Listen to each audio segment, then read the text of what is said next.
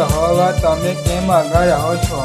સંકટના સમયે તમે કેમ સંતે જાઓ છો? દોસ્તો, ગરીબ થઈને નિંદા પુરુષને બહુ સતાવે છે. પોતાની કલ્પેલી યુક્તિઓમાં તેઓ ફસાઈ પડે, કેમ કે દુષ્ટ પોતાના અંતઃકરણની ઈચ્છાની તૃપ્ત થતાં અભિમાન કરે છે, અને રોગી તો યહોવાને માનતો નથી, હા તેમની નિંદા કરે છે. દુષ્ટ પોતાના અહંકારી ચહેરાથી બતાવે છે કે દેવ બદલો લેશે નહીં, ત્યારે સર્વ વિચાર એવા જ છે કે દેવ છે જ નહીં. સર્વ સમય તે ફતેહ પામે છે. તમારો ન્યાય એટલો બધો ઊંચો છે કે તે તેને સમજવામાં આવતો નથી.